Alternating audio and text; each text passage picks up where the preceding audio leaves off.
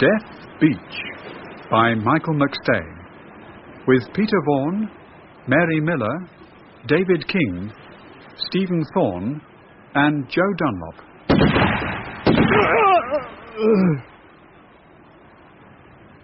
Got it! Print it! That was beautiful, Sam. A great death scene, a Sam Farrow special. That's a wrap, Hal. Oh, when I intercut that with Bob, the audience is going to weep for you. Sounds great, Kurt. Of course it does. This is a Kurt Zarak picture. But you'll be favoring Bob, naturally. Sam, don't give me a hard time. Bob Mathias is the star. Oh, Bob, that was great. Thank you, Jack. I was just saying to Sam. You look terrific. Not thank you. Really. Hey, take it easy, fellas. Going to lean on me for a pay rise. Next time, Kurt. Sure. Bob, I'm going to need some close shots. Okay. That last one was fine, Governor, for Matt. Very nearly enthusiastic. You're a miserable son of a Swedish bitch, man.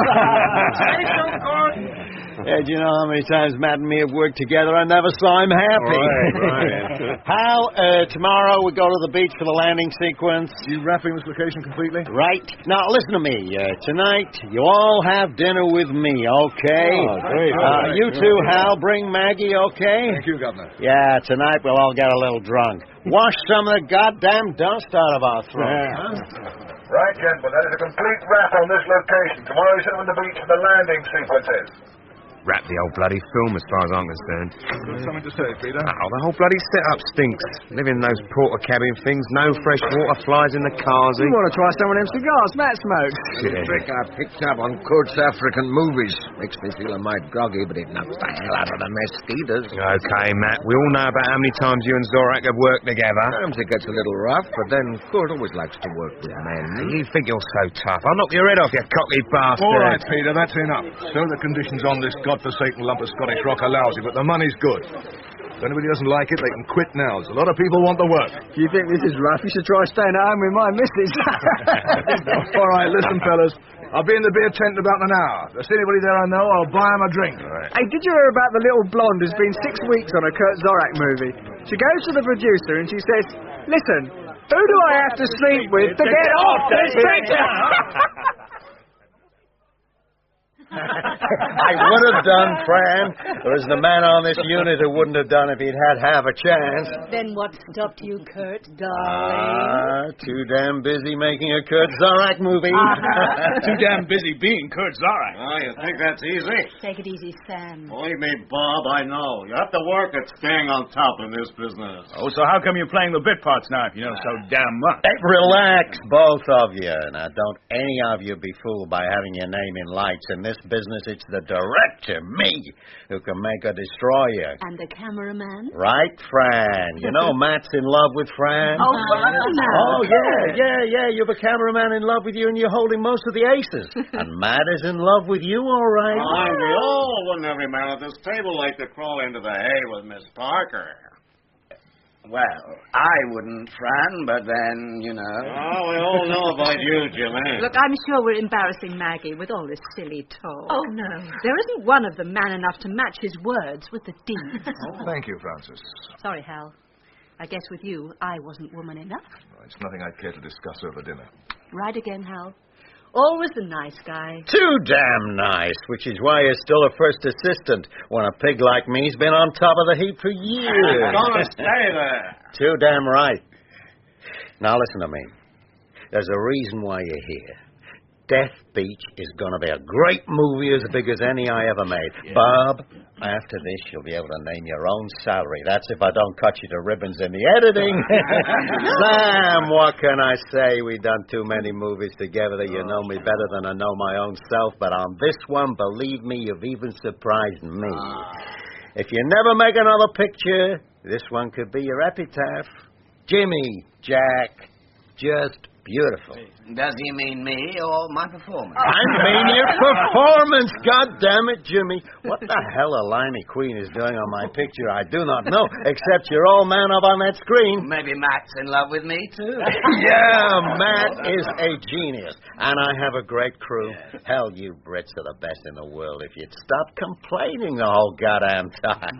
Hal, You're my right arm, the best first in the business. Am I right, Maggie? I think so, Mr. Zorak. As for you, Fran, gentlemen, this middle-aged, sexy broad knew me when... Oh, the hell with it. Thanks for everything, Fran. Which brings me to the point of all this. Tomorrow, Francis goes back to London for a bath. Oh, God, a bath. Yes, okay, Jack. At least we all smell the same on this movie. But ladies are meant to smell different, Mr. Zorak. Hey, you better watch Maggie, Hal. She's a sense of humor. To marry me, she'll need a sense of humor. To work with Kurt, we all need a sense of humor. Yeah, well, like I said, it's going to be a great movie, and I have a little something here for each one of you to remind you. Hal, would you... and to say thank you. I think you'll find them very appropriate to Death Beach. What is it? What is it? What the hell do you think it is? You mean it's a real gun that fires? That goes bang, Sam, baby. Oh, my goodness. It looks... Is that? Yeah, it's gold-plated. Hell, it's gold-plated Derringer. I thought it was a cigarette lighter, you know, a jump one. A cigarette lighter. Can you imagine? That would be one hell of a way to stop smoking. Maggie, you understand that didn't get you one? Oh, of course, Mr. Zorak. But I'm very grateful, the best continuity girl I ever had. And if you ever feel the need to use one, you can borrow hell. There are bullets. Oh. There is one bullet each, just for laughs. When you get back home, why don't you have it engraved with the name of the person you'd most like to use it on? What a good idea. I might need half a dozen. Kurt, it's been a pleasant evening. Thank you. But I really must ask you all to excuse me. The helicopter leaves early in the morning, and I really do want to get away from this place. Fran, honey, good night, and 1,000 thanks. Good night. Good night, Good everyone. night. That is one hell of a woman. Now, gentlemen, we all have an early start in the morning, so I'll drink to the next time we meet. On your next picture, maybe. Wherever, Sam. On my next movie or in hell. Governor, I have a few things to do. Would you excuse me if I... Hang on a minute, would you, Hal? A couple of things I'd like to ask. Okay. Do you mind if I get some sleep? Yeah, good night, Maggie. Thanks for I coming. enjoyed myself. Good night, everyone. Great, good Well, night. I guess we all ought to be thinking of turning in. Jack, Jimmy, I meant what I said about your work for me. You're both on my next movie, if you want. Kurt, that's great. If I'm available. For me, you're available. Good night, Kurt. Thanks. Wonderful evening. Yeah, Jimmy. Jimmy, why don't you ease off on this faggot bit? You really are a fine actor. A thing like that could stop you hitting the top. In our business, the image is everything. So is how you live, Kurt. I came to terms with all that a long time ago. You're either a complete fool or a man of very real principle. Who can tell the difference? Okay. Good night, Kurt. Good night. I'll see you in the morning, huh? I wanted a quiet word, Hal. I'm telling you, Farrell. Well, you can't look after her in the way she wants. Why don't you just... You do, and I'll kill you. Now, easy, fellas. What in hell is going on? I tried being pleasant to this foul-mouthed has-been. Hey, what do you get over that has-been, you lousy jumped-up bit player? Okay, boys. Now, come on. Take it easy, will you? Just keep out of my way, Farrell. I'll do exactly as... Shut up, Sam. Good night, Bob. Now, sit down, Sam. Now, have another drink. Cool down, huh? Yeah, these damn kids. They get a break, suddenly they're God Almighty. They start to believe their own press handle. You said it. He's a kid. He'll learn. Yeah, he'll learn. Governor... Yeah, okay, Hal. Now, just take it easy, Sam. You're telling me? Hey, what happens after this? Huh? Work. Do you have any plans? Well, my agent has a couple of scripts in. Anyway, there's always your next one, Kurt. Don't bank on that, Sam. Oh, but I do. You know that, Kurt. We'll see how things break. Yeah, it'll work out. There's always something for Sam Farrow in a Kurt Zorak movie, eh? Look, Sam, it's getting late. I have to have a word with Hal. You mind? Sure, Kurt, sure. Good night. Thanks for a great evening. Good night, Henry. Mr. Farrow. Mr. Farrow, don't you English ever relax? Not when the natives are getting restless, Governor. Let's face it, you and me have done pretty well so far for two blokes that don't speak the same language. Yeah, I reckon you're right. How are things on the unit, Hal? It is a lousy location. They have to get it out of their systems every now and then. No worse than that? Nobody's going to kill anybody, if that's what you mean. Can you handle the cast? It's time we all went home. They're children, Hal. And like children, they can play some pretty spiteful games. Yeah. Something I'd like to know, Governor. Did you Know about me and Francis before you booked me for this film? Sure, I knew about it. I also knew you were the best first assistant in Europe. It hasn't made things any easier with Farrow and Maggie. Well, you know how it is. So, like you said, nobody's killed anybody, have they? I'm going to wrap a lot earlier than I expected. Everybody's done great. The weather's held. I should be finished here in a week or less. I reckon there wasn't all that much left. That'll make the crew happy. Oh, good. I like to run a happy ship, Mr. Christian. Hey, Matt, what the hell are you doing out of bed at this time of night? Couldn't sleep. Jungle noises. Seems like I'm not the only one either. A lot of movement out there in the undergrowth. Yeah, well, we were just finishing a very good meal. Sorry you wouldn't join us. Care for a nightcap now? No, thanks. I'll get back to my shack. Was Pap Bainey here tonight? Well, Pap Makeup? Oh, hell no. I didn't think. Maybe I should have asked her. Well, why do you ask? Well, I just saw her out there. She looked pretty upset. What about? She didn't say. I didn't push it. She was looking for Bob. Uh-huh. Matt, the landing sequences and those pickup shots, do you want to talk about it? You're the boss man. Hal, everything clear for the morning? I got it, Governor. Okay, get some sleep. Good night. Night. Night, Hal. You don't have any problems? Oh, I can do all the close shots on faces anywhere, just so long as I can match some sky or a piece of rock. That's the way I had it figured, Matt. Maybe I'm getting old, but this island's even getting through to me. Come on, Fran, for all time's sake, honey, huh? Oh, you are filthy. Drunk and filthy. Get out now, or I'll call somebody. Who are you gonna call, baby, huh? Henry? Hero Henry? Has he been sleeping with you? Oh, Mikey wouldn't like that. Oh, I'm warning you, Sam. Somebody sure as hell has been laying you. You never went 6 weeks without somebody taking the itch out of those hot little pants of yours, huh? Who this time? Matthias, the new star in the firmament, huh? King Kurt, maybe, huh? Oh, no, not him. Now, will you get out? Oh, you've been in too many bad movies, honey.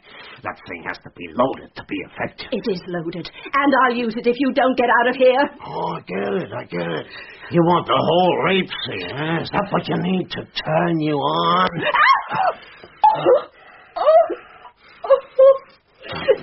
Get out. Oh, please, get out and leave me alone. You stupid damn woman. Your body isn't worth the action. Give me that thing.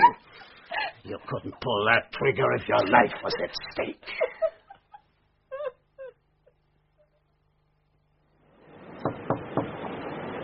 Farrow? Farrow, sir? It's Henry Field.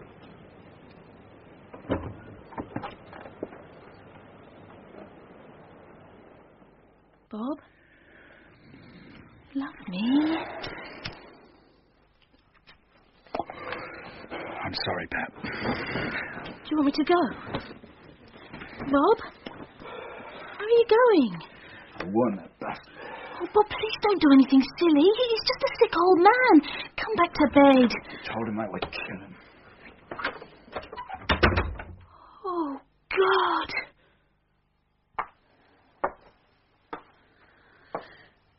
Face the facts, Maggie Jones. You've been stood up. Beautiful. So much beauty. So much ugliness down here. Whatever happened to little Jimmy Church from Streatham? He wanted to be a star, too. Hello? Hello down there! Him and his damn cigars.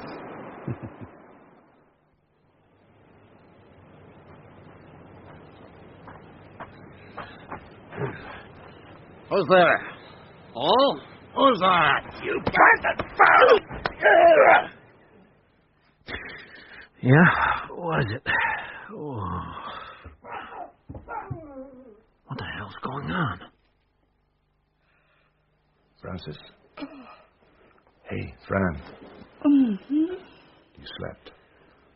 Oh, Henry. I have to go. Oh, Sam. You don't have to worry about him anymore. Listen to me, Francis. It's past 6. The chopper's due any minute, and I have to get this show on the road. Henry. No, there's nothing to say. I never stopped loving you, you know.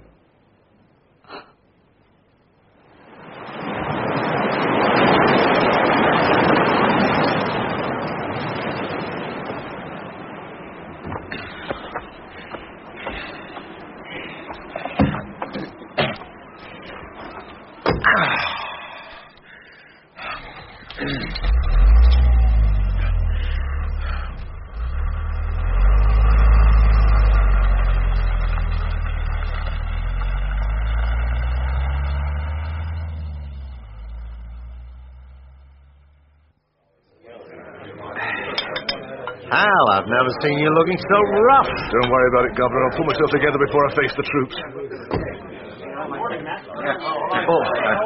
Kurt, I need you. What? No, not here. Just come with me. You too, Hal. We have a problem. Okay.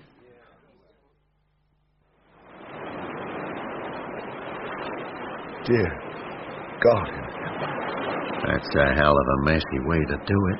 Well, we do, Kurt. What? We have to do something. Hal? There's nothing we can... Look, I'll call Rosenthal back in London. He can do what has to be done from his end, and then we go ahead with the day shooter's plan. We'll have to move his body. Police, Governor? What police? What's it have to do with them? You don't just go moving dead bodies around. Not in this country. Not in your country. Hal, baby, I do not need police crawling all over the location, costing me valuable time. Come on, Kurt. You know better than that. Matt, the guy decides to blow his head off. That's all there is to it. Oh, God damn it, Matt. I've known him all my life. Okay. Hal, get hold of the police then. As soon as you've done that, get the cast and crew together and I'll tell them what's happened. In the meantime, we go ahead with the setup for the landing. We don't waste a minute more than we have to. Got it? Yeah, got it, Governor. And, Governor... Yeah, I know. Forget it, Hal. There's nothing to say. Oh, stay around with you, Matt. Sure. May need a little help. Yeah.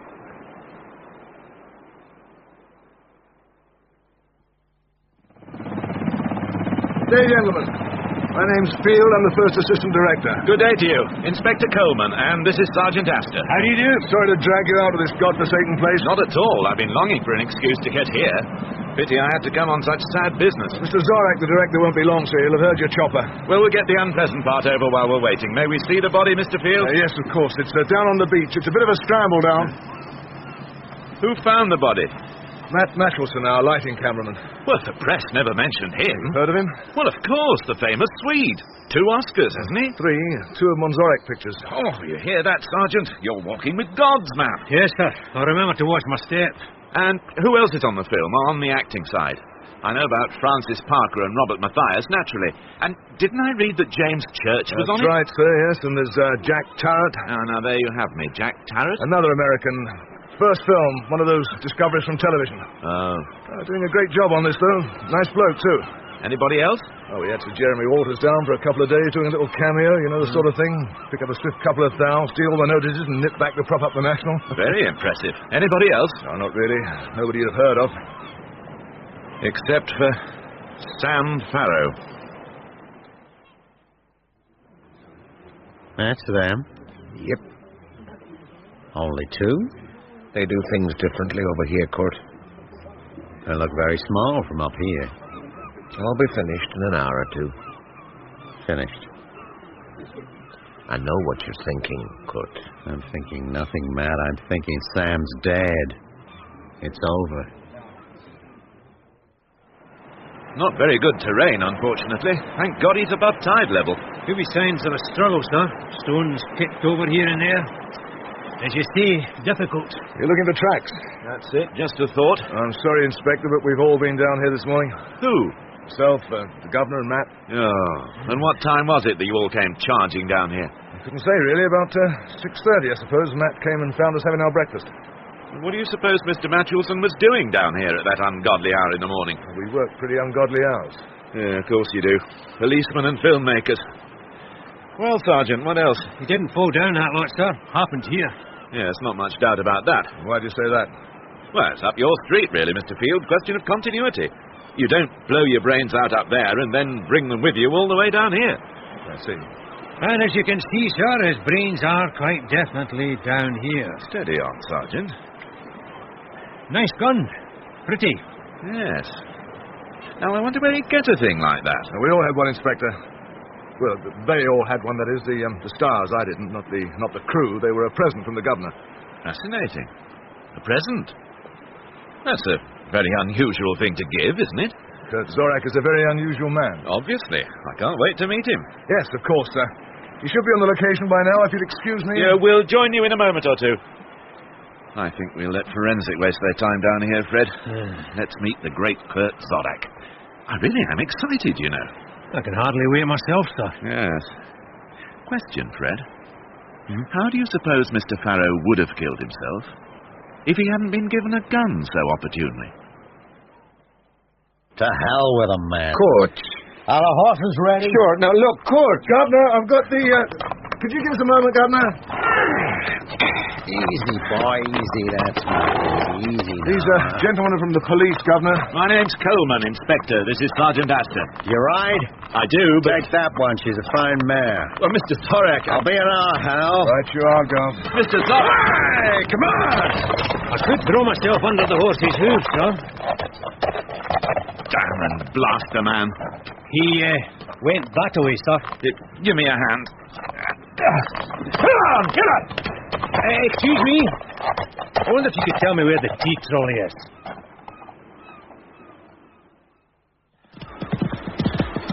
Whoa, boy. Whoa, easy, boy, now. Steady, Wood. Needs an expert to take that last jump. You're a damn fine horseman, Mr. Coleman, Inspector. Do you have a first name? I can't call you Coleman all the time. Mr. Zorak, my mother was a very keen film fan. A passion that she passed on to me. She was watching The Prisoner of Zenda at the local flea pit when she went into labour. And as a result, I was christened Ronald. There is, in fact, an E in my name, which there wasn't in his. Nevertheless, the damage has been done. I suggest we settle for Inspector. That really is a cute story. Not a word I would have chosen. All right, Inspector. I figure these animals are ready to go again. What'd you say? Mr. Zorak, one of your actors is dead. Yeah. You must have known Sam Farrow for a long time. He's been in a great number of your films. Yeah, most of them. Did he have a big role in this present film? He had a nice bit.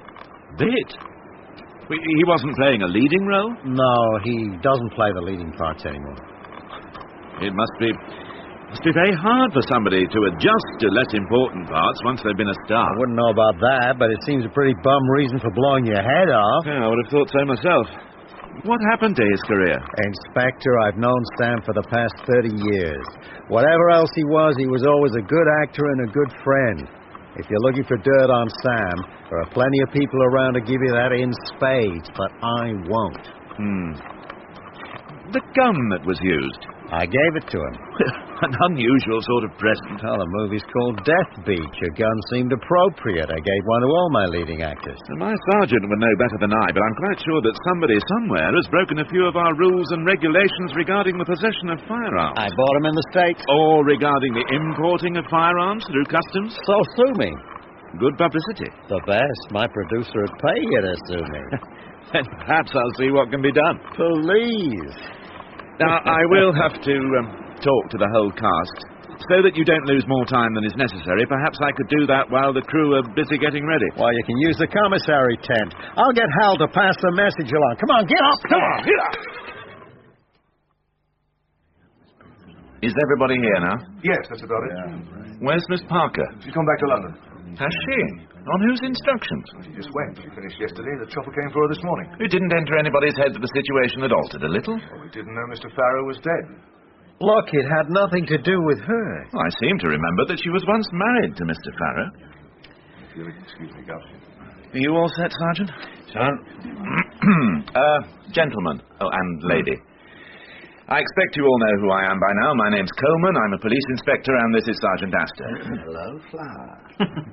I do understand that shock can make us react in strange, sometimes childish ways, but if you could just bear with me... Yeah, let's everybody settle down now. Now, I gather you were all guests at Mr. Zorak's dinner party last night. That's right. Good. You see, I'd like to find out who was the last person to see Mr. Farrow alive. It seems likely that it was one of you, or indeed all of you. Not necessarily. Matt was out and about last night, and the makeup girl. Pat was with me. That's Pat who, sir? Bain, Patricia Bain, she was with me. But not at the dinner party? No. Well, she might have just bumped into him before she met up with you, yeah? No, she didn't. Ah. Well, let me ask again, which of you was the last person to see Mr. Farrow alive? Nobody saw him. The return of the Invisible Man. Well, let me ask who left the table first. Or did you all leave at the same time? I was the first to leave.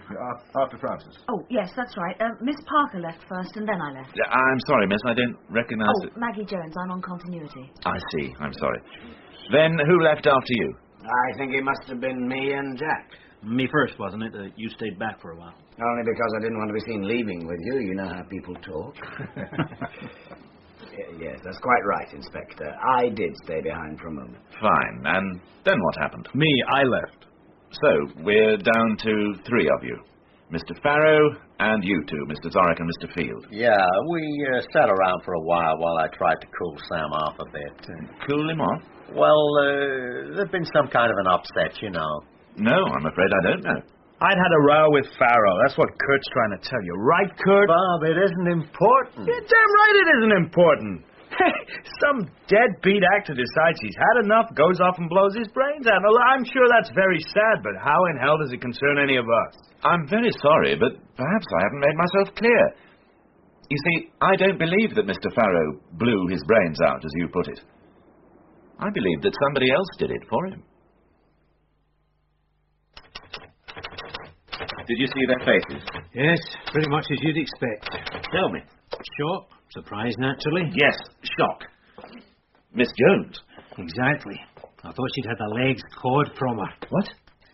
Fair dumbfounded, sir. Oh, very picturesque. What about Matthias? Looked as if he'd been hit by a tram. Yeah. Anything else about him? Yes, these are only impressions, mind. Oh, come on, Fred. You tell me your impressions, and I'll tell you my impressions. That's a fair swap. Fair enough. It seemed to me that once the news had hit him, he looked a bit frightened. Yes. Now I wonder why. He just admitted having a row with Farrow. What about Zorak? Nothing. Yes, if Zorak felt anything, he managed to hide it pretty quickly. Church and Tarrant? Same as the others. They looked pretty horrified at the whole business. Yeah, and they're all actors. And none of them said a word. I suppose there's no chance he did kill himself. Well, there's too much coincidence. You don't just decide to commit suicide because somebody gives you a gun. On the other hand, you don't decide to commit murder just because somebody puts a gun in your hand. Now, suppose Zorak set the whole thing up. Are you suggesting he went to all this trouble of buying 6 guns and declaring open season just to get rid of one actor? Bit elaborate, isn't it? I still say it's murder. Chancing your arm there, back in the tent. Well, why not, Fred? I wanted to get them at it. I want the gossip and I want the scandal. And I reckon they'll come running to me with both once I let them know I'm in the market for it. In the meantime, I'd like to get my teeth into something a little more solid. Ask a few questions and such. Well, right you are. Get around the unit. Get me the gossip from that area. But you can relax with them, Fred. You're not looking for a murderer there. For my money, the man we want was round that dinner table. Yeah. A minor point, sir. The chief super. What about him? He's got a murder on his patch. I'll keep him informed, of course. Eventually. Well, it's difficult. We're very isolated here. Oh, damn it, Fred. This is our chance of stardom. Mrs. Astor will be very pleased to see a bit of promotion coming your way. Mrs. Astor wouldn't be very pleased to see me back on the beat. Oh, come on, Fred. Think Hollywood. Think big. All right, you are. Of all the police stations in all the world, you had to walk into mine. What's a pension, anyway? Good man, Fred. I take you don't mind me using some of the facilities at our disposal. Because I've already got CRO working on that little bunch at the dinner party. And having a general scout around the whole crew just in case. CRO? When did you find the time to contact them? While you were off playing at being John Wayne, that director chap. Highly efficient. Leave no stone unturned, Fred. Well, some of these channels are open to us, so we might as well use them.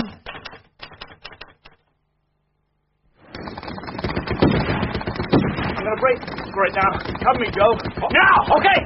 Oh, damn it! Cut it! Bob, for God's sake, what is wrong with you? Kurt, I'm sorry. I had a fall the other day. I seem to have done something to my hand. Can't get a grip on the damn gun. Hey, that looks bad. Forget it, Kurt. I'm sorry I loused up your scene. I'm sorry, Jack. Okay. Now, let's show it to the nurse. Don't take any chances. I can't afford to lose another actor with a septic hand. It's okay, Kurt. It's just bruised. Well, okay, if you're sure. Yeah, I'm sure. And, don't bother to say anything about this. These damn cops about the place asking their stupid little questions. You understand me? No, I don't think I do, Bob, but if that's the way you want it, we gotta go again anyway. Hal! I didn't notice your hand yesterday. You trying to say something, Jack? No? Fine. Maybe suddenly there's a lot of things we didn't notice yesterday that might seem important today. Good morning, Mr. Zorak. May I have a word? Yeah, sure. Give me a minute. Hal, I'm going to have to rethink this scene. Give the crew a break, will you? And kick the butts off those extras. They don't look as lifelike as some of the dummies lying around. Will do, Governor. Matt, can I have a word? Yep. Now, what can I do for you? I'm going to have to start interviewing some of your actors. I have a movie to I make. appreciate that, but one of your actors has been murdered. And I think you're crazy. Sam killed himself. What can I do for you, And Kurt? I say it was murder.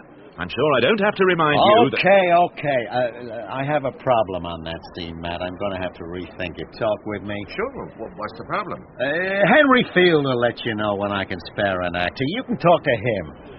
Thank you. Look, it's a problem of shooting exactly what we have there, but in a new way. I don't want to lose any of the impact. Nice of him. I don't seem to have cut much ice there. Yeah. Hang on, now what? Look, Inspector, you have a job to do. I apologize for that little outburst just then. Of course I'll cooperate in any way I can, but I have problems of my own this morning. With Mr. Matthias? No, well, in a way, it's just that he can't do what I want because of, it's to do with camera angles. Very technical. Matt, I think I know what we'll do. Now, tell me if this works for you. Wriggling about a bit, isn't he? About Matthias? Yes.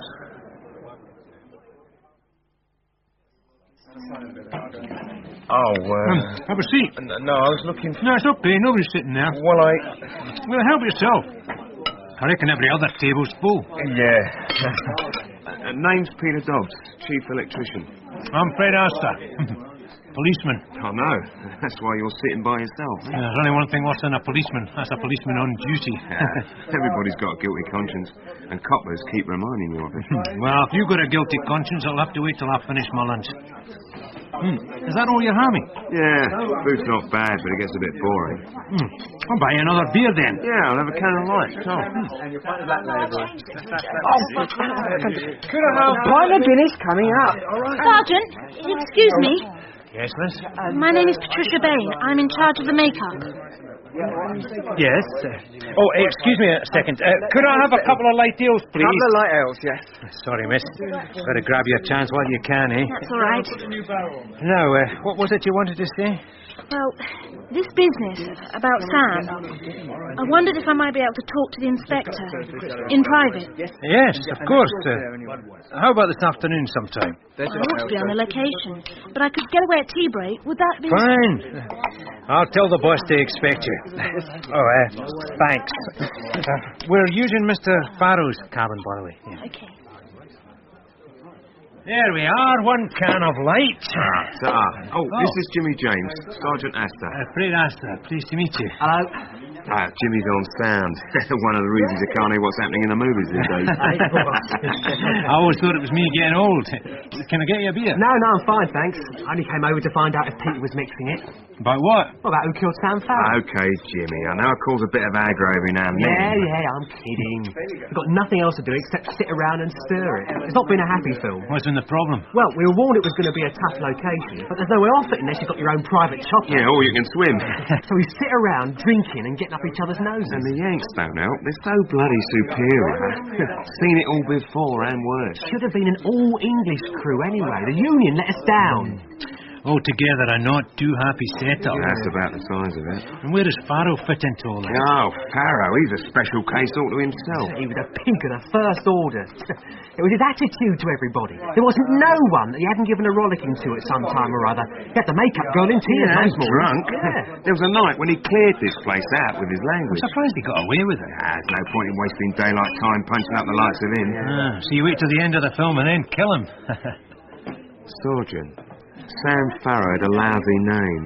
It didn't work much, except for Zorak. He wasn't worth killing. He was already dead. I never have understood why one shouldn't speak ill of the dead. I'm quite prepared to. I'm beginning to realise that Farrow was not the most popular of men. Inspector, are you quite sure he was murdered? Yes. Well, good for somebody. I hasten to assure you that it wasn't me. I would never have used a gun. I think I'd have slipped a phial of poison, Borgia-like, into his wine. He would have died a lingering death. I don't see any man's death as a cause for humour, Mr. Church. And I'm not joking. I despised the man. No, I loathed him. I'm glad he's dead. Somebody has saved me the trouble of killing him. Sergeant, I don't think you need make any record of this. Sure. I feel that Mr. Church is speaking rashly and emotionally. You're quite right, of course. I have not the metal within me to kill anybody. I fear I am more Macbeth than the lady. I could but wish him dead. Why did you hate him so much? Inspector, I am what is euphemistically known as gay. I have been happily married for some years to a charming and beautiful boy. Philip came here to spend a weekend. Naturally, he met Farrow, and naturally, Farrow had to amuse himself. It gave him some kind of pleasure to degrade people. Mr. Church... No, you asked me, you will hear me. Farrow made filthy insinuations about Philip to me. He made similar allusions to Philip. Well, there were hysterical scenes. There was a ridiculous, dramatic show of attempted wrist-slashing. It's all blown over, and Philip and I are still together, of course. But nothing will ever be quite the same. There are scars. There are areas to be avoided. You understand? Oh, yes, I do. However, nobody has the right to take the law into their own hands. Perhaps not.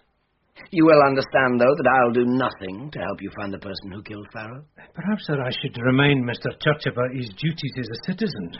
Also that there are certain penalties for obstructing the police. Add to that the fact that I shall make your life bloody difficult for you if you don't help, and we've got some good arguments going for us. Sergeant. Yes, sir. Your Sergeant Flower is very persuasive. That's another thing, sir. All right, Sergeant. Let's behave like adults. Now, Mr. Church. I left the dinner table just as Farrow and Bob were starting their row. I never saw Farrow again. I went to my cabin, but I wasn't able to sleep. Kurt had said one or two things to me, pleasant things, that had set me thinking. I went for a long walk. I saw nobody and heard nothing. Does that... Oh. Yes? No, nothing. Mr. Church, please. You did hear something, right? I saw somebody. Oh. I saw Matt Matthewson. Where was that? On the beach. At just the spot where Farrow was killed. What time would this be? I don't know. I honestly don't know. I wasn't concerned about time. Thank you. Oh, don't worry, Mr. Church. It probably means nothing at all. And thank you for helping us. May I go now? One last thing. I wonder if you'd act out a little scene for me. Is that the... No, it's not the murder weapon. I've borrowed this one for my little play. You're going to commit suicide using this gun. I want you to show me how you do it. I'm not the sort of person to take my own life. Pretend, Mr. Church. I'm sure it's within your dramatic range. Well, if I were going to shoot myself, I suppose I'd hold the gun about here, about an inch or so from the temple. And then... How did I do? I preferred your performance in the defence rest. I'll work on it. May I go now? By all means, and thank you for your help. Sir. Bye, flower. Bloody man. I'd gladly see him hanged. Don't be too hard on him. I do believe he fancies you. Who was that at the door? Patricia Bain.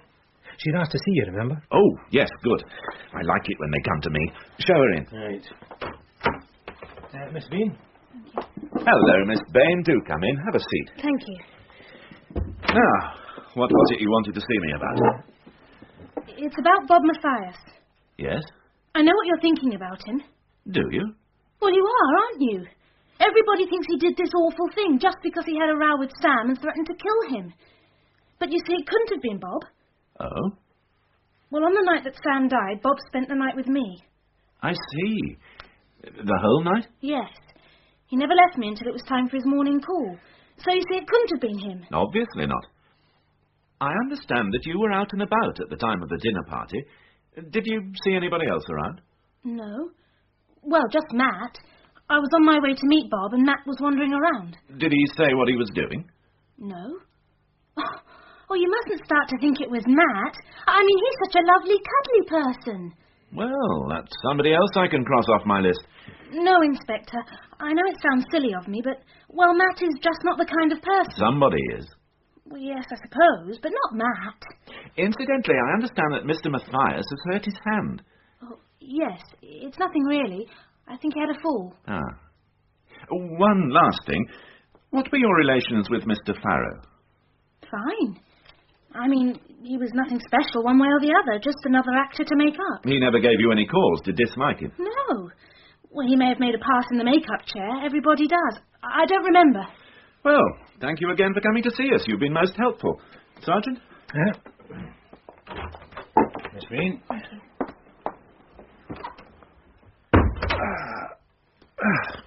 Well? She was lying about not having any reason to dislike Farrow. He had her in tears at times. I'm very anxious to protect her, Mr. Mathias. Very. Perhaps she hopes to put the arm on him to do something about their relationship. Oh, Sergeant, what a nasty, cynical mind you have. Perhaps we should see Mr. Mathias next. I think you should see this first. Wee golden nugget from CRO. Henry Field has got GBH out against him. Has he be damned? Beat the hell out of his wife. Jealous rage or something. But he left her in a bad mess. A friendly judge bound him over. His wife at that time was a lady called Frances Parker. Ah, of course. I should have known that. Time to have a chat with him? Yes. But first, I think a visit to the mainland to see Miss Parker. Nevertheless, Inspector, I take it that you are on duty. Unhappily, I am. I could wish it were otherwise. Yes. Yeah. Cheers. Cheers.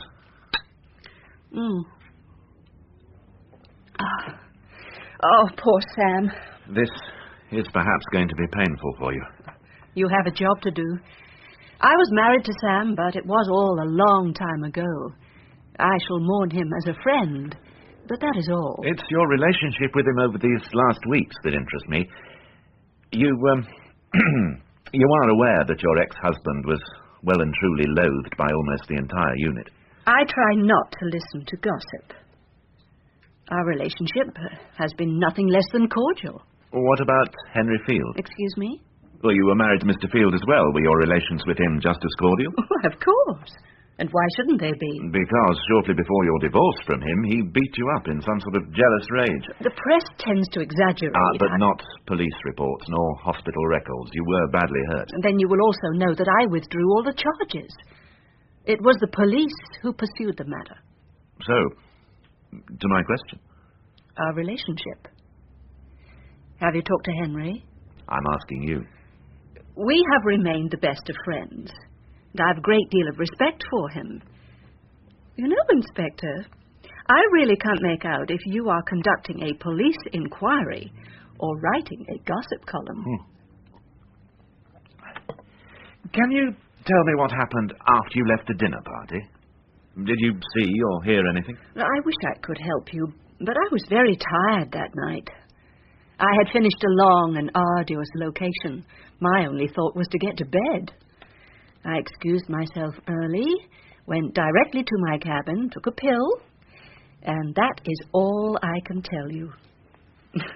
I've been no use to you, have I? 2 last things, Miss Parker.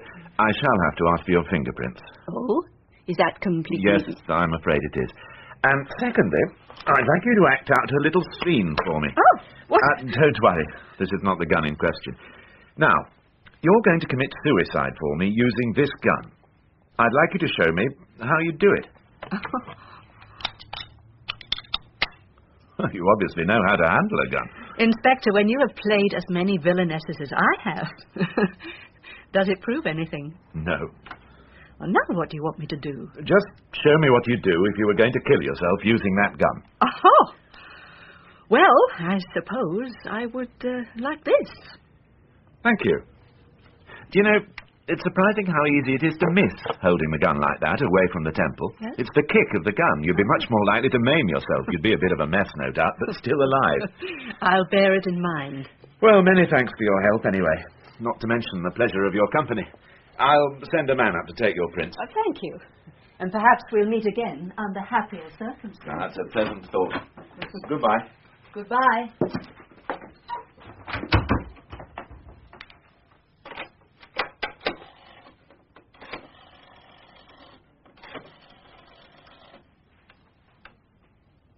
Operator, I'd like to book a person-to-person call on a temporary number. To a Mr. Henry Field. Everybody at the dinner party? I guess it has to be done. I'm afraid it does, sir. We've seen Mr. Church and Miss Bain. I think we'll continue with the people who'd guns first. By the way, sir, do you have one? I'm an American citizen, Sergeant. I have an arsenal back home. I meant here, Mr. Zorek. Well, as it happens, I did buy one for myself, yeah. Can I have a look at it? No, I'm afraid you can't. Why is that? I don't have it. Then do you know where it is? Well, Oh, come on, sir. Either you know or you don't. Your boss man borrowed it. Very funny, that, sir. Oh, hell, a little joke, Sergeant. I should have realised. Boss man was playing with the damn thing all morning. Did anybody other than those at the dinner get a gun? Oh, I gave one to Matt that same day. He wasn't coming to the dinner. Then just those at the table? Yeah. No, not Maggie Jones. Henry Field? Yeah? I see. Mr. Field, why did you tell us you didn't have a gun? At that time, everybody thought Farrow had killed himself. I was scared. I'd had some bother with the law a few years back. I was bound over. Why was that, sir? A grievous bodily harm. I was married to Frances at the time. I guess you're going to find out anyway. We already have. Well, why did you It sounds a lot better if you tell us of your own accord. But you are a right pair. I'm sorry, but... Anyway, now you know why I was frightened. I didn't know where I stood about owning a gun. Well, now that we've got that out of the way, perhaps you could tell us something about the night Farrow died. Well, I was the last to leave the table, and Mr. Zoic had a couple of things to discuss with me. Matt had just arrived and said he'd seen Pat. Apparently she was pretty upset. Any idea what about? Yeah, Farrow. Oh, I don't know, but I could guess. He'd been making her life a misery these past weeks. had he? She was always in tears over him, then running off to Bob Mathias. Surprised he never murdered him. No, I don't mean. I mean, in a manner of speaking.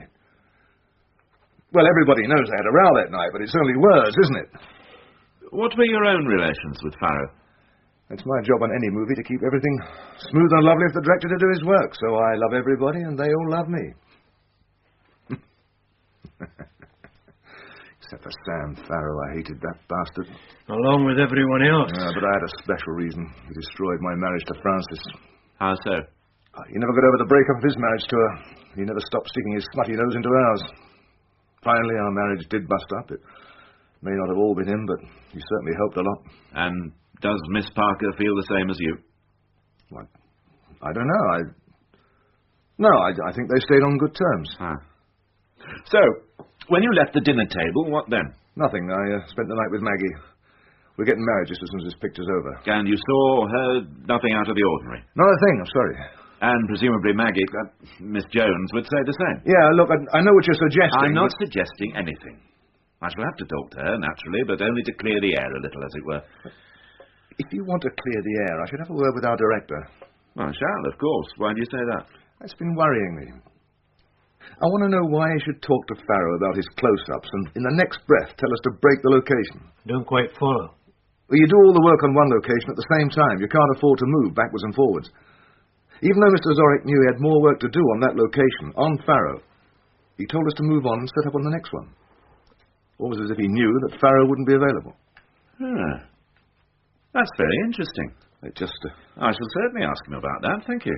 Struck me as being a bit funny. Indeed. One last thing, Mr. Field.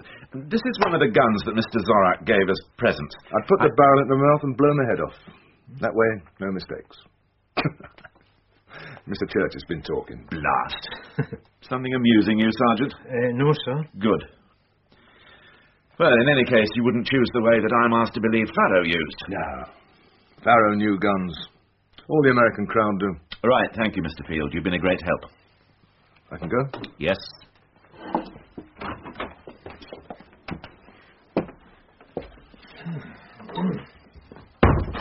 That's your party piece with the gun over then. Oh, you sound quite pleased. Well, you know me, sir.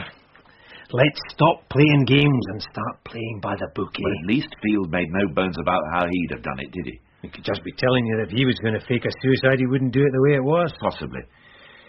Well, we'll talk to his lady friend. But it seems that he does have an alibi. Yes. Very convenient, this permissive society. Everybody's sleeping with each other. Same alibi does for two people. Then where did you spend the night? Does it matter now? It matters to me. If I'm going to tell lies for you, I'd like to know your version of the truth. Maggie, love, I was scared of them digging up the old GBH bit, and I told them a silly lie about the gun. Well, you can see why I don't want to know I was wandering about without an alibi when Farrow was killed. And that's what you were doing, just wandering about all right? Come on, Henry. If you start telling me lies now, what chance do we have later? I spent the night in Francis's cabin. I see. But it's not like you think. Oh, and how do I think? I'll explain it all to you, Maggie, later. It seems you've already got your alibi. Why involve me? Tell the police you spent the night with your ex-wife. I reckon we could try for a rehearsal now, Henry. Francis has already told the law that she took a pill and knows nothing. What else could I do? Then you've told them another stupid lie, haven't you? You've been very helpful, Mr. Tarrant. I don't know if it means anything. Well, it means no more than that, I'm quite sure. You saw Mr. Matthias and you saw Farrow, and you heard a fight. I didn't say that, Inspector. I said I heard what sounded like a groan or a grunt.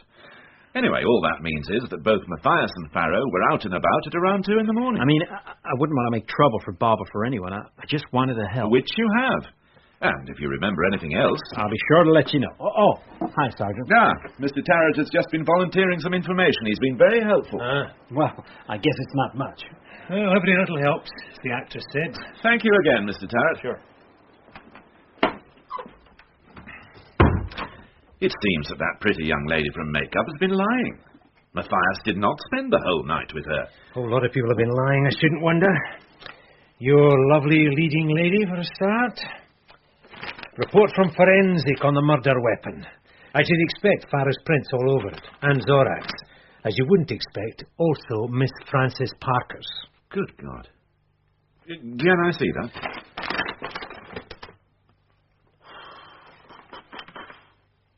Okay. I want her brought back out here. I'm surprised, Fred. I'd have sworn it was a man. You have any idea what this does to my movie, Inspector? I think I do, Mr. Zorek. Rosenthal's gonna go insane. Correction, he's a producer. He's already insane. But, geez, I cannot replace Frances. I guess the whole movie has got to be scrapped. I thought you'd finished. Hell no, just the location. She's weeks of studio ahead of her. Matt? Hopeless. But you had finished with Farrow. Oh, yeah, he only had the location work. Well, I thought you still had some more shots on him. Some, a couple of close-ups. Yet you ordered the location to move on. Oh, that's right. The stuff on Sam I could pick up anywhere just so long as Matt could match the general background. Right, Matt? Right, simple, no sweat. Yeah, but it's not going to be possible to reshoot all Francis's footage. I got contractual commitments. You're quite sure of your facts, Inspector? Mm-hmm. So now what? Tidy up a few loose ends, and then the formal charges. Well, she hasn't been charged yet. Not yet. Inspector, is there any chance that you could delay those charges without Francis... That's a damn silly thing to ask, and you know it. Okay. Well, I have to try any way I can to save my movie. But not that way.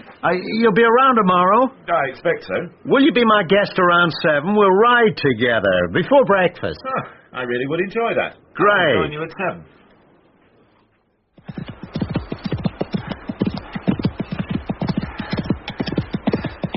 Well, Inspector? Marvelous! See that ravine? I see it. Can you take it? If the horse can, I can. Don't worry about Scepter. Come on!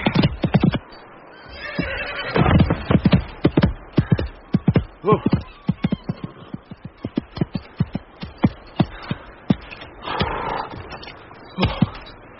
Oh, my God. Oh, my God. But not me, Inspector. It's your job to saddle the horses each morning. I told you, I saddled them up around 6:30, and then I went up to check a couple of things with Matt. But you didn't find him? I did, later. And what time was this? When I went to look for Matt, I don't know. How long does it take to saddle a couple of horses? 15, 20 minutes? And the saddles were fine when you put them on? I told you. Then you came back? That's right. I needed to talk to Mr. Zorak. So there was about, 10 minutes at most for somebody to cut through the girth.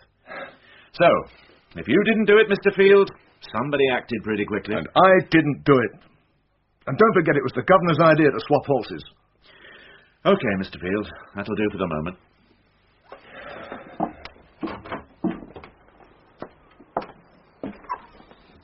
It'd be a pretty stupid thing for him to do, sir. It's a pretty stupid thing for anybody to do. What could they hope to gain? You're working on the assumption that you were meant to have the accident. Well, that seems obvious. The girths were cut on one horse only, and that was the one that I would presumably ride. But what on earth is the use of having me out of the way? The investigation continues. And we now know the killer is still around. Oh, let's go and see the invalid. Somewhere way back, my people were Polish. It's a very hard head to dent. All the same, you were pretty lucky, sir. I guess it was. How do you feel now? Shook up, that's all, and a headache. Do you have any idea as to who might have done this? No.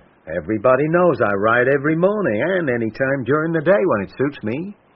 So, no ideas? Only one. You were meant to have the fall, not me. Yes, I'd worked that out for myself. Do you have any ideas about that? Some.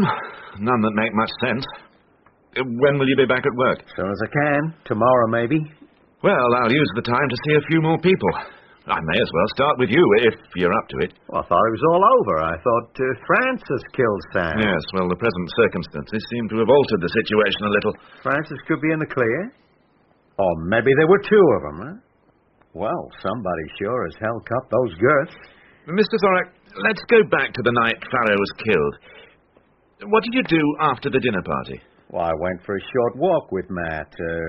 We talked over some of the problems regarding the next morning's shoot.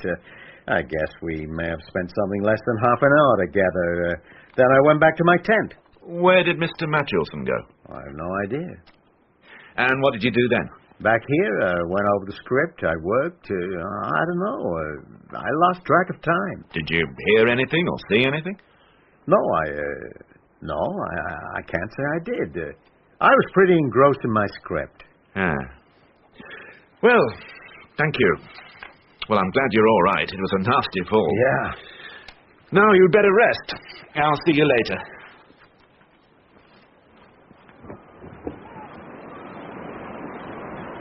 Not much there, Fred.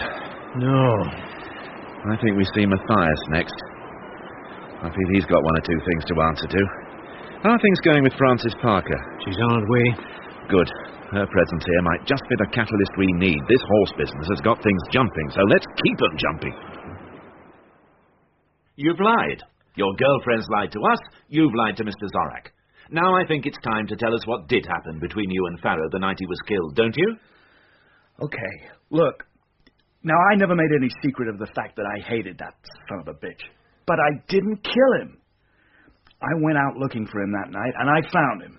He was drunk and spewing off his mouth about laying Fran and Pat. Anyway, I beat the hell out of him. And that's when you hurt your hand? Yeah. What did you do then? Nothing. I went back to my cabin. Pat and me spent the rest of the night together. You saw nobody else? No. Everything was pretty quiet. Kurt was working in his tent, that's all. And that's the story you now want me to believe? You better believe it, mister. Yes, I bet I had. Otherwise, you're in a lot of trouble, aren't you? Listen. No, you listen. I've been told too many lies. You're lucky you were seen with Farrow and the fight part of your story holds up. I'll believe that you spent the rest of the night with Miss Bain because it suits me to do so at the moment. It's the goddamn truth! But if I find that any part of your story is not true, I'll have you arrested. And you can see how that sounds to your State Department and anybody else who can directly or indirectly influence your career as an actor. Now get out. I'll have words with your lady friend later. I'm sorry. Like I said, you could see how I was scared.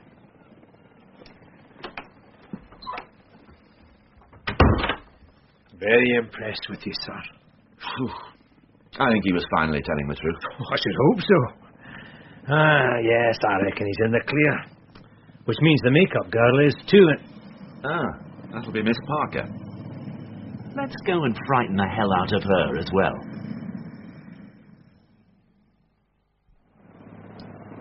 Inspector, I insist that my lawyer's flown out here. You are making a terrible mistake. I don't think so. Oh. Oh, thank God for small mercies.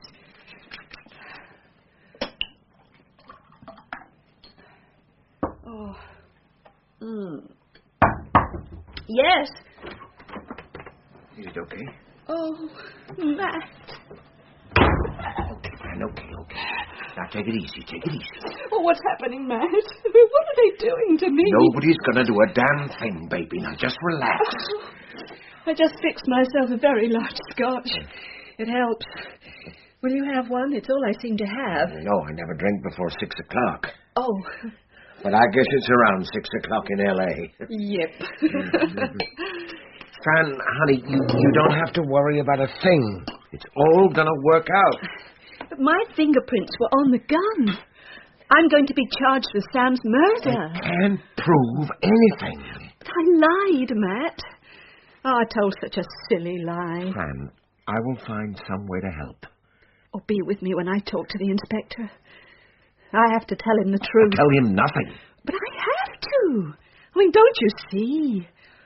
Oh, just be with me. Fran, if you change your story now, it's going to look that much worse for you. They'll twist everything and believe nothing. What have you told them so far? That I took a pill and don't remember anything. Perfect. Now I can corroborate. But I'll tell them I came to see you. When I left court, I dropped by to say goodbye, but I couldn't move you. You were out cold. Oh, darling Matt. Oh. Did anybody ever have such a friend? Fran. Oh, no, don't say anything. I know. I do know. But you'd only add to the mess. You see, Henry spent the night with me. I see. Well, he came as a friend. There was no more to it than that. Then you have your alibi. Yeah, but Henry told them that he spent the night with Maggie. So, no more lies now. I'm scared. Did you know the murderer tried to kill our policeman friend this morning? What do you mean? Just that. It misfired, though, and Kurt got hurt Kurt? instead. Yeah, okay, but he's got a sore head, that's all. But do you see why you should stick with your story? They're confused now. They know they've got the wrong person. They're not going to charge you. And just play it cool. No.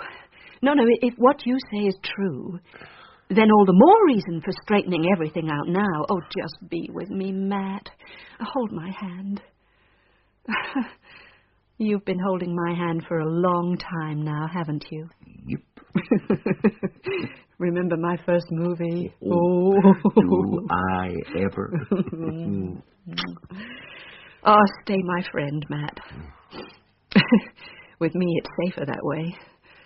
You know I didn't kill Sam, and that's all the help I need. No, you didn't kill Sam. Because I know who did. But I wasn't surprised when I heard he was dead. I was surprised to hear he committed suicide. Why was that, Miss Jones? I'd watched him. I watched them all from the outside. I think sometimes I see things about them that would surprise themselves. And what did you see about Farrow? A life force. Does that sound corny? I don't know. Tell me. Well, a lot of actors play around with living. Jimmy Church, for example. But Sam Farrow, was so vibrant. If he wanted something, he'd grab it. He'd put the knife in if it was necessary. He and Mr. Zorak were two of a kind. Everybody seemed to hate him. Oh, yes. He was a threat. He'd take anything he wanted. You could see why he'd been a star. Energy bubbling out of him. Life force. But he wasn't a star anymore. But he didn't know that. In Sam's mind, he was always a star. He'd never have killed himself out of any sense of failure. Well, we know that Farrow didn't kill himself. Tell me about Miss Parker. The same kind of person. Taking life as she finds it, enjoying every second of it. Did she kill Sam? Oh, but I thought that... I'm asking you. But I don't know. Your opinion? She could have done. Well, what I mean is she had the temperament. But I don't... I should have talked to you a long time ago. I suppose I've talked too much. Not at all. And how about you? Me? Could you have killed Farrow? No. I could not take a life. I didn't kill Sam. And in any case, you spent the night with your fiancé. No, I did not. I spent the night alone. I waited for Henry to join me, but he didn't come. I see. Oh, dear. I know what Henry's told you. I've thought it over, and I can't back up his story. Sergeant, will you find Mr. Field and bring him here? You'll find him just outside. He knew I was coming to see you. Good. What will happen to Henry? You know he has a record. If he had any part in Farrow's death, then he'll go to prison. For lying to me, I shall probably ask my sergeant to punch him on the nose. I'm sick and tired of these silly people. Right outside, sir. Come in, Field. I've been talking to your fiancé. I told them the truth. Will you shut up? I've been told by Miss Jones that you did not spend the night with her. Do you want to tell me now where you did spend the night? And if you tell me one more lie, I will arrest you. My sergeant will provide a reason from his book. Henry, Miss Jones, I must ask you to keep quiet. Please let me say one thing. Oh. Henry, Francis doesn't matter, not to us. We can't afford to get involved in other people's lives. Francis didn't kill Farrow. So tell me. Stop being a bloody fool and tell me. Inspector, what I told you before wasn't strictly true. You surprise me, Miss Parker. My marriage to Sam was a nightmare. As he went from success to success, so his drinking got worse. And then there were other women and people. Can you have any idea what it is like to have your husband tell you that... Fran, take it easy, love. That he would rather be in bed with a man than with you? It hurt. I wanted him to die. I just wanted him dead. But I didn't kill him, Inspector. I couldn't kill him then, and I didn't kill him the other night. But somebody did, and at the moment you look the likeliest bet. Well, Sam came to my cabin. He was drunk and obscene, and I threatened him with the derringer, but I didn't pull the trigger. Was it loaded? I don't know. What do you mean you don't know? You can handle guns. Well, I've never handled that one. I suppose it wasn't loaded. Sergeant? All the guns were loaded with one round of ammunition. Part of Mr. Zorak's silly joke, I suppose. Who will use the magic bullet? What? I remember Kurt asked us who we would use the bullet on. Miss Parker, were you still at the table then? I don't know. Yes. Yeah, I seem to remember something. Then you did know the gun was loaded. Well, it didn't register with me. It doesn't matter, Inspector, because I didn't use the gun. I mean, Sam took it from me, and then he hurt me, and he slapped me, and then he left my cabin. He said something about finding a decent lay. It's okay, Fran. It's okay, love. It's all over. It's all finished. I must have come along to Fran's cabin soon after that. She told me what had happened. Why did you go to her cabin? Well, I wanted to check the arrangements for her departure. Okay.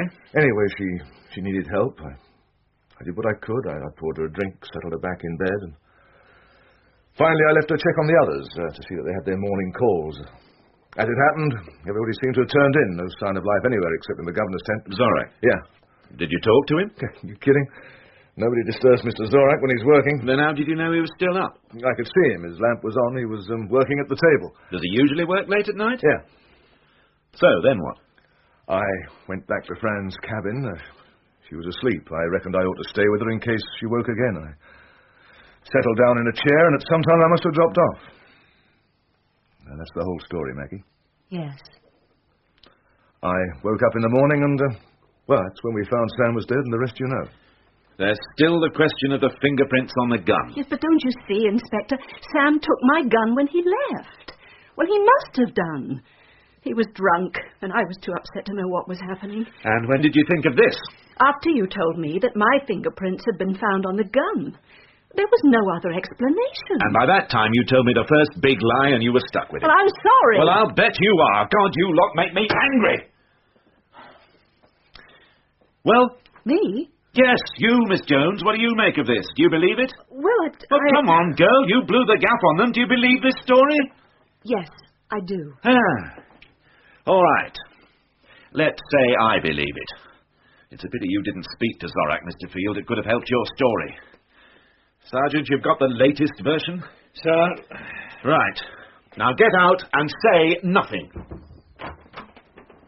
Maggie, I think I'd like a coffee.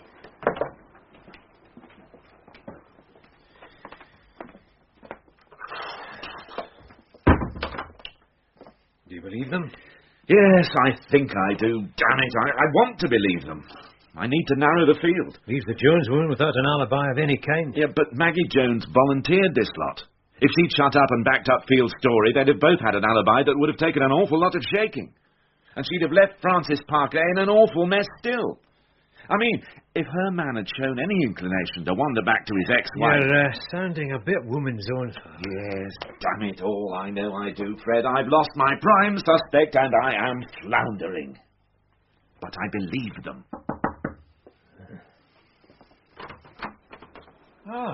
Miss Parker.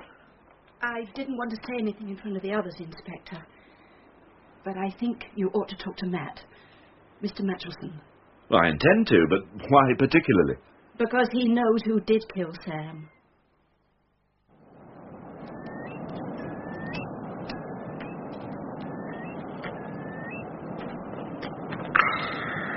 You know, Mr. Matchelson, those cigars really are powerful. Mind if I join you? I'll have a rock, Inspector.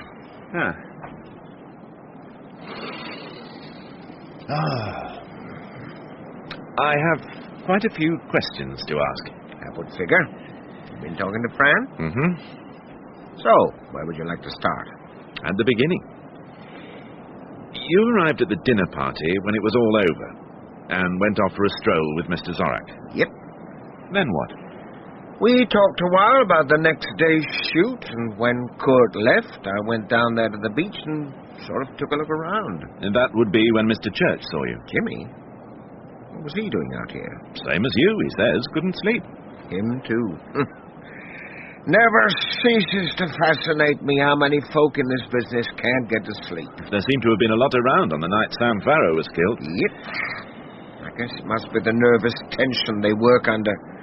Every time I start cranking my little old bell and howl, an actor's whole career is staked out for the ants. I don't see you as the nervous type. Hell no. I ain't slept in years, but that ain't the reason. World War II, I was a newsreel cameraman. I shot some of the first film ever to come out of Belsen. Nights, I often just walk about working out the next day's camera angles. Looking for a good one. New one, maybe. And that's what you were doing that night? Yep.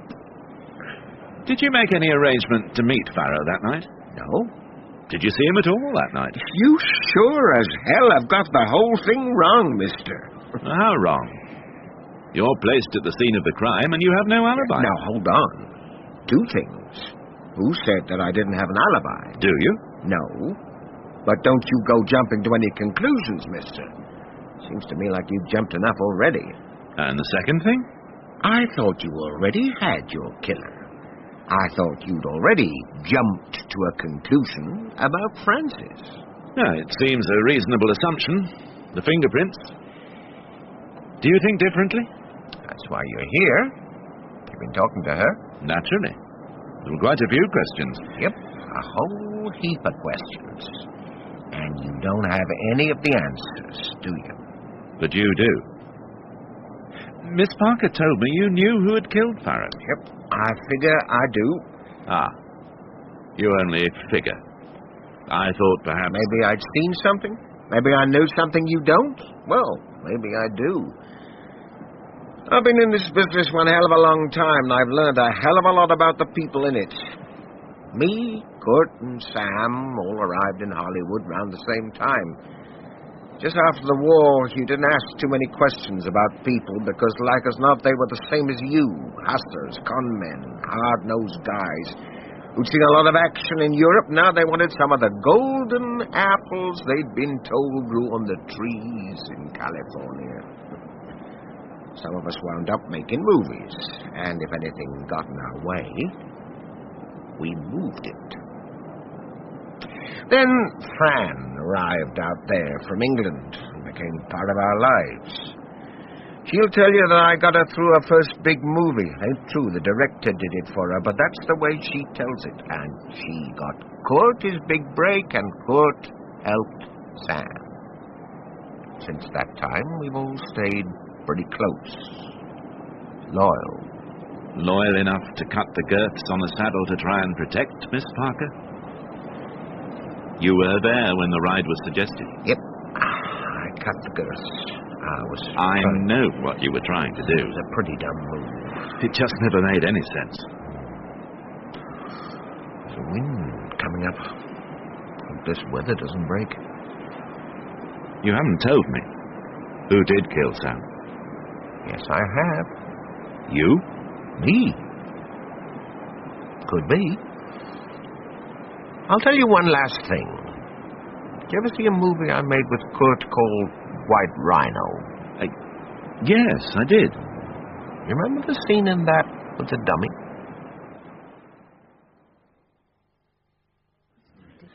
It's okay, settle down. I'm sorry to have brought you all together in this manner. It may seem a little melodramatic. Trent's last case. Mr. Church? Well, it's the full classic scene, love, isn't it? If any of this strikes you as being funny, let me point out that this classic scene, as you call it, need not have happened if you'd not all lied to me. Now, I've called you all here because I believe that you finally told me the truth. And the truth seems to have given most of you alibis. So I shall summarize what I now know. And if any of you recognize a lie or have omitted to give me the full story, then now is the time to tell me. You're asking us to inform? I'm asking you to help the police with their inquiries. You've already done so in private. Why the scruples about doing it in public? We might frighten Kurt's horses. Okay, Jimmy. Very funny. Right, Miss Parker. You lied from fear. And in this you were abetted by Mr. Field, who also had reasons for trying to conceal the truth. But you now give each other the alibis you need. Mr. Matthias. You were seen by Mr. Tarrant, with Farrow. And if we can place you both close to the living area, then you were nowhere near the spot where Farrow was finally killed. Miss Bain can give you an alibi for the rest of the night. Now, I could have expressed that with more tact. Yes, well, I'm sorry, but I think I make my point. Mr. Matulson, your actions can be regarded as criminal. Now, hold on, Inspector. I'm happy to take what's coming to me there, but I'd appreciate it if we didn't have to talk about it now. You cut the girths on that horse so that I would have some injury, serious or otherwise. You did that to make me think that Miss Parker was not Farrow's murderer, and that he or she was still at large. I told you, Fran, you have a cameraman who loves you. Keep your mouth tight shut, Court. If this action does nothing else, it shows that Mr. Matulson thought Miss Parker was guilty. Therefore, he couldn't have been. Dearest Matt. Mr. Tarrant witnessed the fight between Mr. Matthias and Farrow, and shortly after that saw Mr. Church return to his cabin. At that time, Farrow may well have been a little bloody, but he was still alive, as he hadn't had time to reach the place where he finally died. So Mr. Church is vouched for, and he, in turn, has accounted for Mr. Tarrant. A jeep. I beg your pardon? Or somebody could have used a jeep. That would throw all your timings out. No, I don't think so. There were a lot of people still awake at that time, and somebody would have heard a vehicle. You were still awake yourself? Yeah. And you heard nothing? Have I missed out any important facts? Has anybody noticed anything that might not be strictly true? Inspector, may I ask where all this leaves me? It leaves you without an alibi, Miss Jones. Well, if nobody has anything more to say, obviously my investigations are not finished, but For the time being, you may all go. Thank you, Mr. Zorek. That's okay, Inspector. Come on, then, let's go. We've got to move. One second, gentlemen. Are we round later with the calls in the morning, all right? All a bit messy, isn't it, sir? You've reached the answer by a negative road rather than a positive one. Yes. Except for the report you got from the gunsmith. That's not proof. You've got to do better than that. Oh, I will, Fred. You know that. He knows that. Well, may as well get on with it, I suppose. I'll go and see him myself. You sure? Yeah. Well, my chance of stardom. May I come in? Yeah, I've been expecting you. My turn for the questions? A few. I want to know, for instance, why your fingerprints were on the gun that killed Farrow. That's easy. I want to know how you could sit in your tent while a fight went on close by and not hear anything. I want to know why there are powder burns on your clothes. Powder burns? Oh, there will be. We are now going to go through you with the finest of fine-tooth combs. You seem to have made up your mind. You know I have. You'll get nowhere with the fingerprints on the gun. I think we will. Naturally, my prints were on all the guns. Ah, that's the assumption that we made.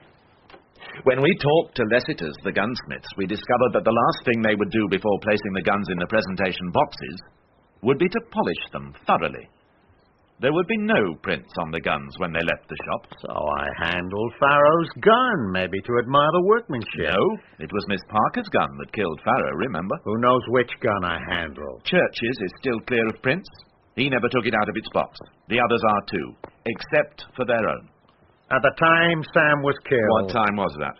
I was sitting here in my tent going over the script when all the action was taking place. Hal saw me. So did Bob. I suddenly remembered the key scene in your film White Rhino. If I were to take one of those dummies, the ones that you use as dead bodies, and if I were to seat it at the table, then place this lamp, say, here, where it would reflect against the tent walls, I wonder what that would look like at night to a casual observer. And everybody on this unit knows that Mr. Zorek is never to be disturbed when he's working. Like I said, I was expecting you. This is not a toy Derringer, Inspector. This one will cut you in half at 10 feet. It must have been a lot harder with the Derringer. No, Sam was drunk and hurt. I just walked with him, talked to him a little. I took his gun from him. Hell, it was easy. I was his friend. Did you ever see Of Mice and Men? That was a beautiful movie. Are you going to tell me why? How do you tell a guy he's finished? Booze, a filthy tongue. Nobody would use Sam. Just me. Years ago, 40 years and more, goddammit, bright-eyed in Hollywood and all of us hungry, I did one movie that was good, but it bombed at the box office. Then Fran arrived. Just a kid. She didn't give a damn. She was from the theater, and she was class. The director dropped out, and she insisted on me to replace him. They could have got nasty, but she held out. Anyway, I got the movie, and suddenly it's me who's big. And the first dumb thing I do is go to bed with Sam Farrow because he needs a part. I was really in love with him, you know. And that son of a bitch would screw anything. Well, you know the rest. Sam made it big, then loused it all up, and then he began to put the bite on me for parts. He was blackmailing you. But I couldn't do anything for him. He wanted star parts again. These days, it's the men with the money cost the stars, and Farrow wouldn't bring in 10 cents at the box office. I was helpless. So, that night he came to see me again late on. First he started spewing his mouth off about Fran, then about a contract on my next movie. I fixed to meet him down on the beach. I rigged up the dummy so people... I don't think I was going to kill him then. But when he turned up, he'd met Bob Mathias on the way. Now he was really ugly. He started telling me how I was to cut the movie. How I was to leave Bob's best stuff on the cutting room floor so that he'd look good. Nobody tells me how to edit my movies. Not even Rosenthal does that. And for that you killed him? Sometimes it ain't always possible to do it the way it says in the script. It doesn't make sense. A homosexual affair would destroy me. I make movies that Bring him in on my name. Kurt Zorak is a bigger star than any punk actor. Everybody knows what my films stand for. God damn it, I've been laughed out of the business. For the rest of the fairies, it's okay, but I have been so damn discreet. Farrow would have destroyed it all. Hollywood would have crucified me. Zorak, stay where you are. Don't make any mistake, Inspector. I can handle guns. Guns are very masculine. I will surely blast a hole in you. Governor! Zorak, sir! Oh, Septus. Steady boy now. Up there. Come on! Sergeant! Zorak Scarpet. I want that chopper in the air in 1 minute flat. He can't go anywhere. I want him found!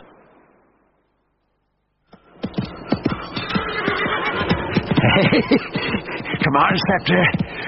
Come on.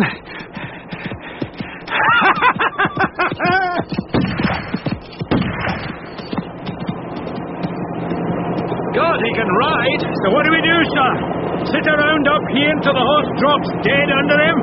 Or he shoots us down? Can you bring this thing down ahead of him? Try and force him to halt? The horse can maneuver better than I can, sir. Well, can you try and circle him? You see what I mean? I'll either crash the machine or chop him to pieces. Then we sit him out. He won't harm that horse. Sir! What is it? He looks to be heading straight for the headland. Oh, my God. Oh, my good God. What do I do, sir? Put me down first. Well away from the horse. Poor beast is terrified enough. What about Zorak? I'm afraid that's your job, Fred. I thought it might be. Those rocks look pretty nasty. There won't be a lot of him left.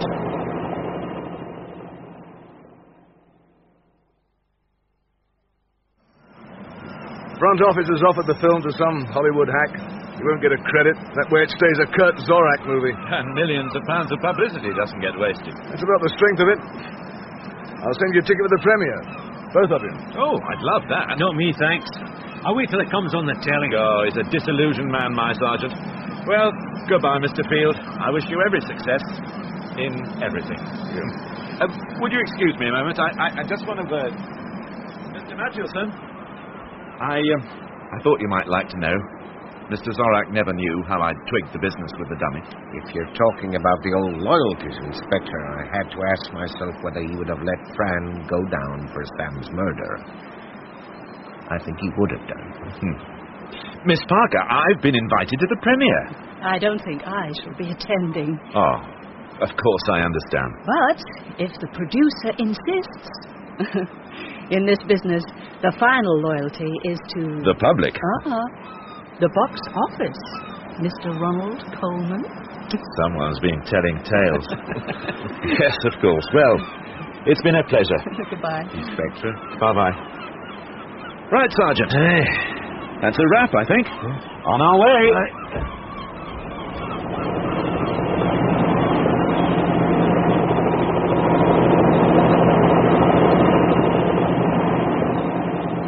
The part of Kurt Zorak was played by Peter Vaughan, Inspector Coleman by Stephen Thorne, and Sergeant Astor, Joe Dunlop. Francis Parker, Mary Miller, Matt Matchwilson, David King, Robert Mathias, Nigel Carrington, Jack Tarrant, Vincent Brimble, James Church, Jonathan Oliver, and Sam Farrow, James Green. Henry Field, Michael McStay, Maggie, Jane Whittenshaw, Pat Bain, Sue Broomfield, Peter Dobbs, Ben Onwukwe, Jimmy James, Stephen Garlick, and the pilot, Nicholas Gilbrook. Technical presentation was by Richard Beadsmore, Keith Graham, and Ian Pratt. Death Beach was written by Michael McStay and directed by Jane Morgan.